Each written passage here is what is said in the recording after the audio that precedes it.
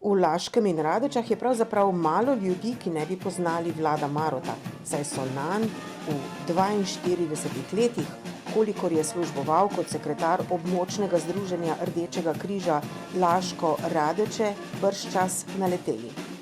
Ko so potrebovali pomoč sami, kdo od njihovih sorodnikov, prijateljev ali sosedov. Pa v šolah, na krvodajalskih akcijah, ob druženjih z ljudmi v stiski ali pa s tistimi, ki pomoč, znanje, denar, roke ali svoj intelekt hvaležno delijo z drugimi. In da bi se mu zahvalili za njegovo delo, ki je praviloma trajalo dlje kot znaša obvezni delavnik, so mu predzadnji novembrski petek pripravili presenečenje. Čestitati in se mu zahvaliti za sodelovanje so prišli od blizu in daleč. Župani, predsedniki različnih organizacij in društev, tudi muzikantov ni manjkalo, od domačih laških godbenikov do Dorijev in drugih. Ko sem prišel, ko vidim toliko ljudi, pa neke znane ljudi, pa godbo sem tam zagledal pred cerkvijo. Joj, sem rekel, kaj pa bo to? Da je kakšen dogodek v knjižnici, pa da nič ne vem, ko ponavadi to malo pogledam, kaj se dogaja.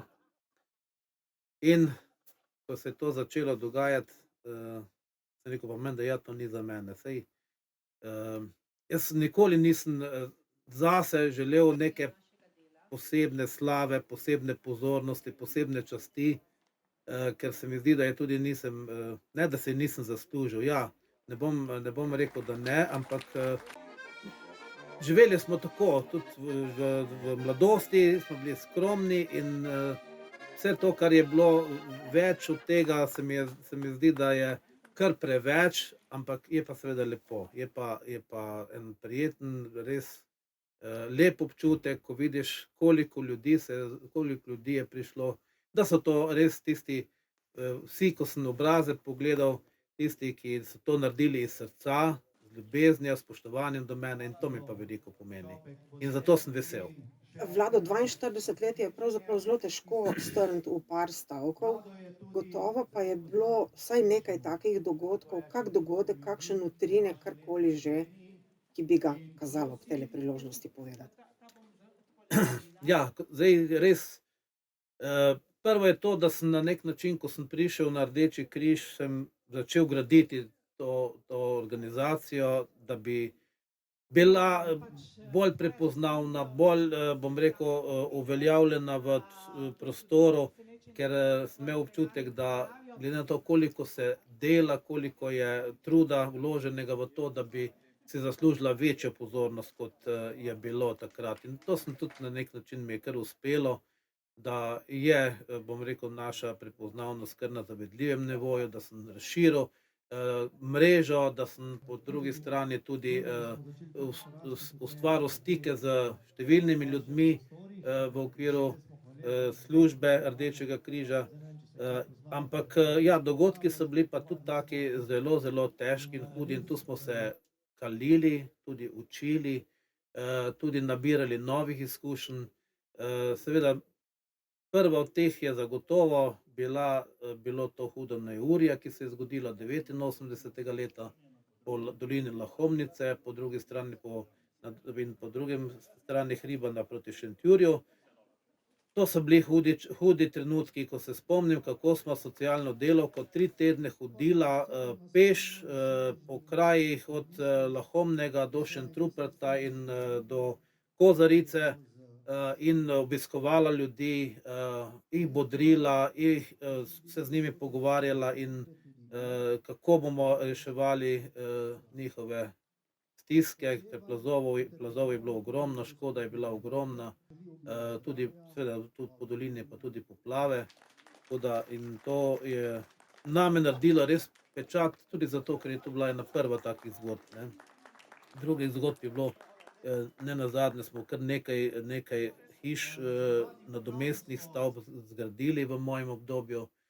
Vsaka je imela eno svojo, bom rekel, težo, eno svojo vrednost, ali zaradi požara ali zaradi hudih sicer razmer doma, gmotnih in socialnih, a ne, tako da ja, ampak Začetek je verjetno tisti prvi, ko se mi je ta nesreča zgodila, je bil pa res tak kar hud, a ne. Sam sem bil takrat še na Rdečem križu, nisem imel pravzaprav s kom deliti usode, a ne. Je pa res, da sem imel pa že dobro ekipo, prostovoljcev zbrano, ko so mi tudi potem pa pomagali, no. Torej, prostovoljno oziroma kot, profesionalec si bil takrat sam. Danes zapuščaš ekipo, ki je utrjena, ki, ve, kaj in kako se stvari streže. Verjetno si ponosen na to svoje delo. Ja, to je treba, to moram reči, ne. Veste, zapuščati stvar, ki jo gradiš 40 let. V vsakem kotičku vidim del sebe. Vse, kar je nastajalo z nekim odrekanjem, nekim odpovedovanjem. Ljudje ne bojo razumeli, da je veliko ne samo dela, ampak tudi finančno sem jaz vedno marsikaj vzel, nabavil, kupil in dal za to, da mi bo meni lepše in tudi tistim, ki prihajajo k nam, da bo lepše. Pa da potem to pade v roke nekomu ali pa da to gre iz rok nekomu, ko nima nekega odnosa, nima nekega čuta, a veste, to bi mi bilo težko, ne. In to, kar vidim zdaj, kar imam v nasledstvu, že mojo ekipo, ki je z mano delala, pa zdaj tudi mojega tega sekretarja, ki prihaja, gospoda Marka, ne, sem vesel, da bo naprej, verjamem, ne samo upam, ampak verjamem, da bo naprej tudi delal in gradil to, kar smo ustvarili te leta. In kaj je lepšega lahko, če skozi sem se ukvarjal, zadnjih par let skozi sem se ukvarjal, saj to je bilo tudi menda tako težko, ker ta preskok, zdaj pa da grem, da bom to pustil, a bo kdo, ki bo to znal ceniti pa znal graditi naprej. In to mi je bila velika muka, to moram priznati. In zdaj v zadnjem obdobju, ko smo speljali vse te postopke, da smo zbrali kandidata in mi je veliko lažje. In sem vesel, da je tako, kot je, in da tako bo nadaljevalo. Pa bom se zato še tudi imel veselja, da bom lahko sodeloval, bom pomagal še, ne.